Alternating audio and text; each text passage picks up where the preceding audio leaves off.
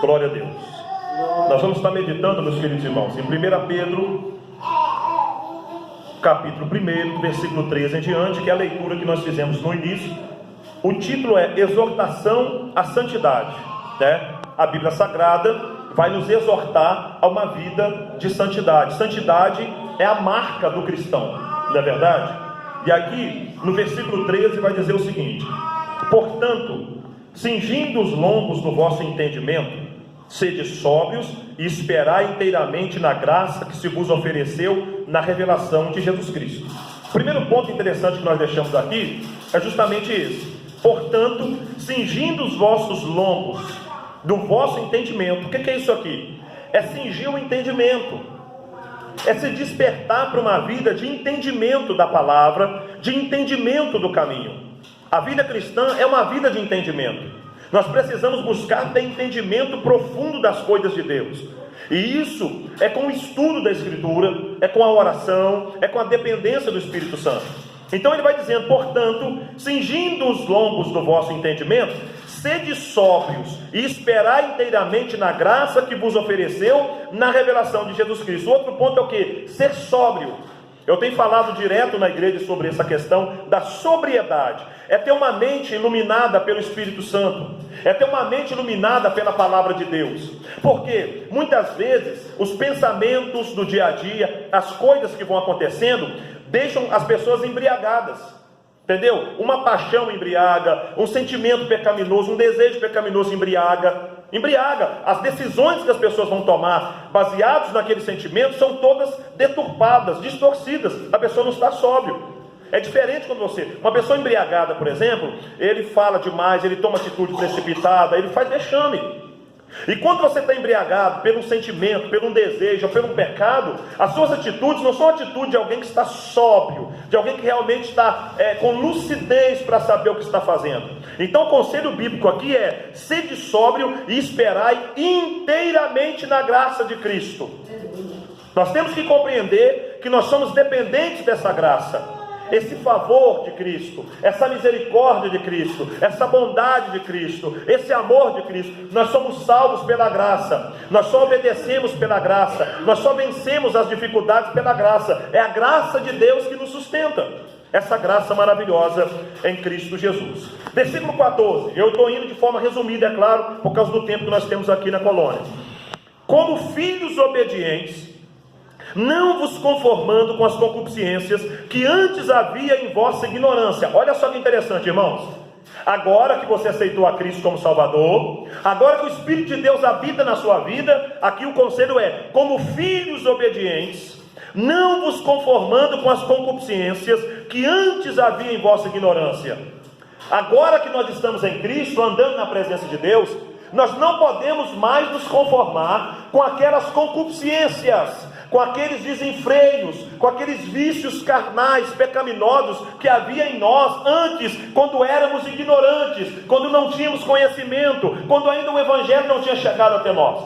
Então hoje, como cristãos que somos, nós não podemos conformar mais com as carnalidades, com os desenfreios, com as impurezas, com as imundícias, porque estando nós em Cristo, tendo o Espírito Santo habitando em nós, sendo dependentes da graça do Senhor, nós temos força para vencer, nós temos condição para vencer, nós temos poder para vencer. Esse poder nós não tínhamos antes, porque antes nós éramos filhos da desobediência, andávamos nas trevas, vivíamos aí, até acreditávamos em Deus, mas não tínhamos vida com Deus, e a vida de Deus não estava em nós. Mas agora não, agora Cristo raiou na nossa vida, a presença dele agora está em nós, o seu Evangelho está em nós, o seu Espírito está em nós, e agora nós temos condição de não nos conformar com as concupiscências do pecado, do engano, que nos distanciam de Deus. Então olha só como é que é fantástico o ensino da palavra de Deus. Mas como é santo aquele que vos chamou, sede vós também santos em toda a vossa maneira de viver. Aquele que me chamou, aquele que te chamou, é santo, é puro, é limpo. E assim como é santo aquele que nos chamou, ele é separado. Assim como é separado aquele que nos chamou, nós também somos chamados e convocados a quê? A uma vida de santidade, a uma vida de temor, a uma vida de pureza. Isso é possível, pastor Djalma? É possível sim, é possível porque o Espírito de Deus que habita em nós é o Espírito Santo, e o Espírito Santo nos conduz a uma vida de santidade. É por isso que nós precisamos orar, precisamos jejuar, precisamos examinar a Escritura a cada dia. Tudo isso faz parte do processo de santificação, tá? Que vai acontecendo na nossa vida. Quem santifica é o Espírito de Deus, quem purifica é o sangue de Cristo, e o poder da palavra de Deus também vai santificando. Na oração de Jesus, no capítulo 17 de João, você vai encontrar lá ele dizendo assim: Pai, santifica-os na verdade, a tua palavra é verdade. Isso quer dizer que a palavra de Deus santifica. Por isso que eu e você como cristão devemos amar a palavra, comer a palavra, examinar a palavra, encher nosso coração da palavra, porque a palavra de Deus santifica, e ela também nos ajuda então nesse processo de santificação. Porquanto escrito está: sede santos, porque eu sou santo. Irmãos, a vida cristã é uma vida de santidade. Todo cristão está num processo de santificação, e ele deve favorecer esse processo, ele deve desejar esse processo, ele deve almejar esse processo, ele deve clamar por santidade, orar por santidade, pedir santidade. Deus é santo no completo, nós não. Nós somos pecadores redimidos, perdoados, que estão num processo de santificação. É mais ou menos o que? Uma desintoxicação do pecado, para uma vida santa na presença de Deus. E como aquele que nos chamou é santo, devemos nós também agora viver em santidade. Versículo 17: se invocais por Pai aquele que sem acepção de pessoas julga segundo a obra de cada um, andai em temor durante o tempo da vossa peregrinação. Se nós invocamos por Pai aquele que sem acepção de pessoa julga cada um segundo as suas obras, é interessante isso aqui: andai em temor. O que tem faltado muitas vezes nessa geração é temor. A Bíblia vai dizer para nós em Provérbios que o temor a Deus é o princípio de sabedoria. Quem teme a Deus, meu irmão, ele pensa muito antes de fazer qualquer coisa. O temor a Deus nos leva a respeitar a Deus, a obedecer a Deus e não brincar com Deus nem com a sua palavra. Então nós devemos, durante o tempo da nossa peregrinação. O que é isso, o tempo de peregrinação? É esse tempo que nós estamos andando aqui, que nós já aceitamos a Cristo, mas ainda não estamos no céu.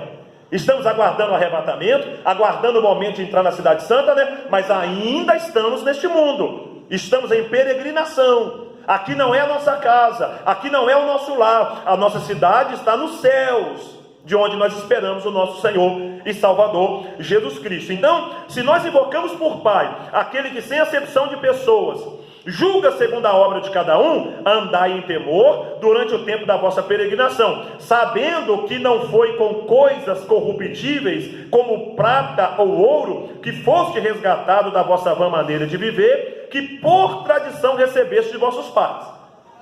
O que me resgatou, o que te resgatou, o que nos resgatou, não foi prata, não foi ouro, não foi dinheiro, não foi o político, não foi os poderes dessa vida, não foi isso aí. A nossa salvação não é com dinheiro, não é com prata, não é com ouro, não é com riqueza. O resgate da nossa alma, na verdade, continua dizendo aqui, mas com o precioso sangue de Cristo, como de um cordeiro imaculado e incontaminado. O que nos resgata da maldição do pecado e da lei é o poder do sangue de Cristo. É o sangue de Cristo derramado na cruz do Calvário.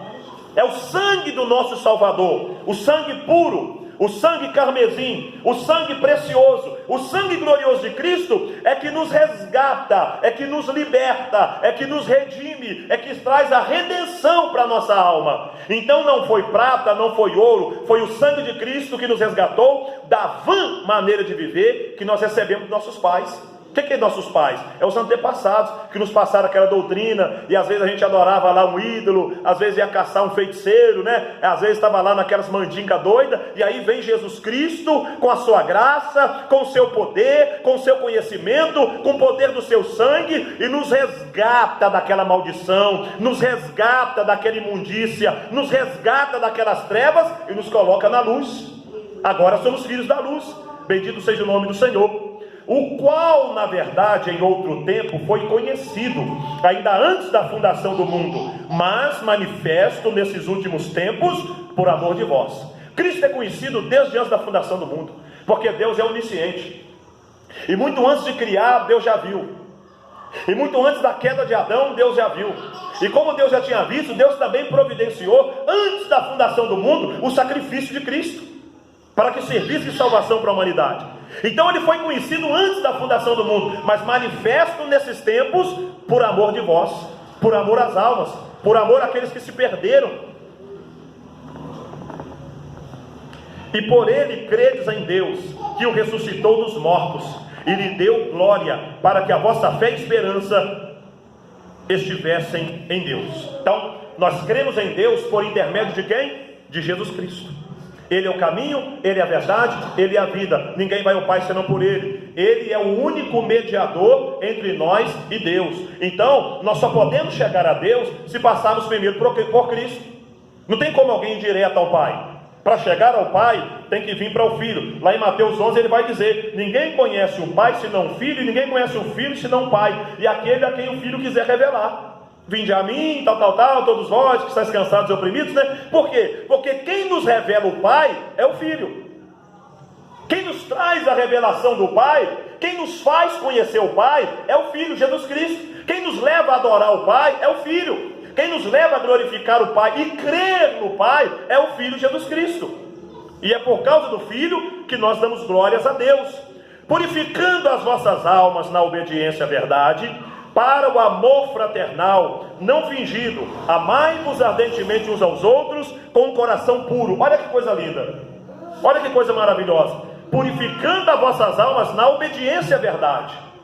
Isso quer dizer que quando nós que entregamos a vida a Cristo, nos empenhamos, porque é preciso que eu e você nos empenhemos em obedecer a verdade.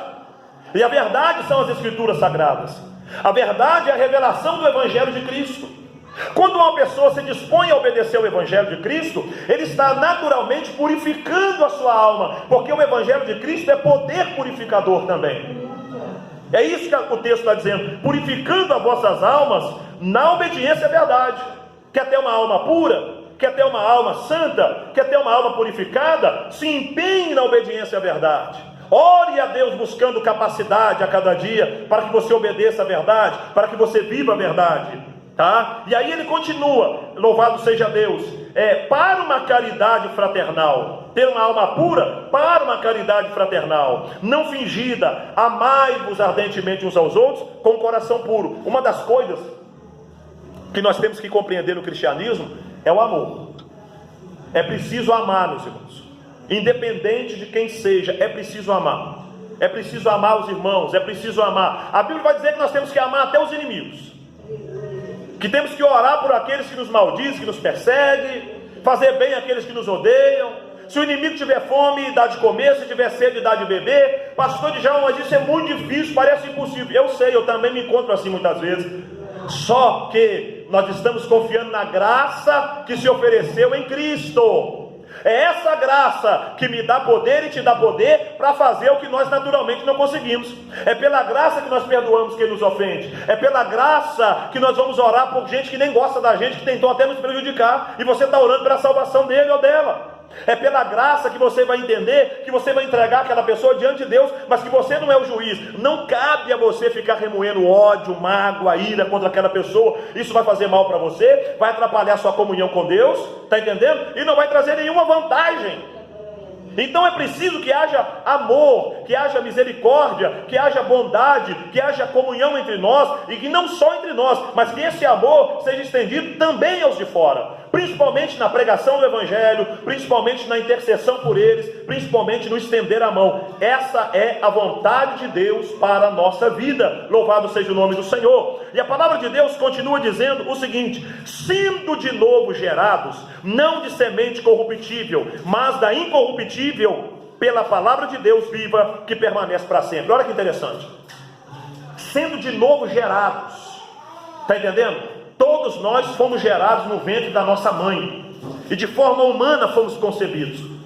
Só que em Deus nós precisamos ser gerados pela palavra de Deus, transformados pelo Espírito Santo, transformados pela semente poderosa e incorruptível da palavra de Deus, tornando-nos novos homens e novas mulheres, à imagem e semelhança de Deus, como filhos obedientes a Deus, andando na luz de Deus, glorificando a Deus com a nossa vida, sendo de novo gerados, não de semente corruptível, não é de coisa que corrompe não é de coisa que abala não é de coisa que apodrece não é de coisa que vai se corrompendo não, mas da incorruptível pela palavra de Deus, viva, que permanece para sempre. Pedro tinha esse entendimento, que a palavra de Deus é viva, e ela produz efeito, ela produz vida.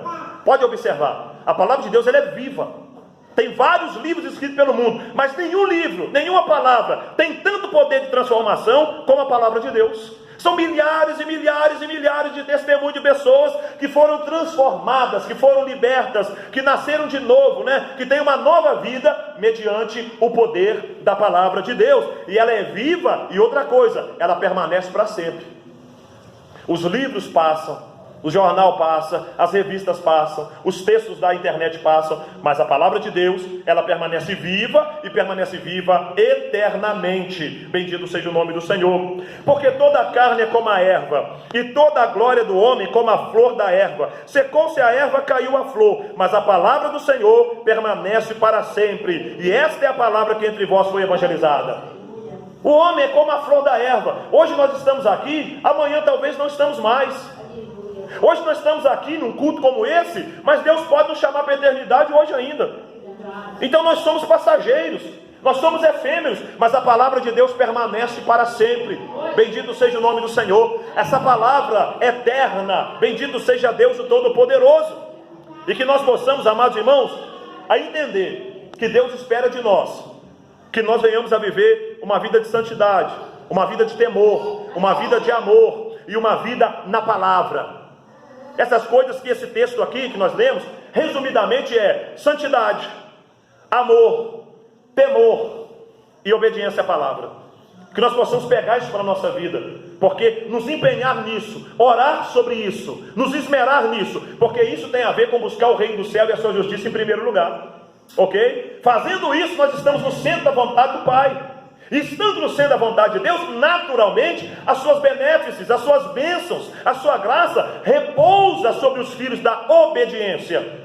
E que o Espírito de Deus me ajude, te ajude, nos ajude a viver essa graça, a experimentar essa graça e a permanecer nessa graça, porque Cristo está voltando para buscar a sua igreja, e a igreja de Cristo vive em santidade, a igreja de Cristo vive em temor, a igreja de Cristo vive em amor, e a igreja de Cristo vive em obediência à palavra. Essa é a verdadeira igreja que está aguardando o arrebatamento. Amém? Outro tempo, outra hora, a gente pode entrar nesse texto com mais profundidade. Aqui eu trouxe de forma resumida, mas porém suficiente para esse momento que nós estamos aqui. Em nome de Jesus Cristo. Graças a Deus.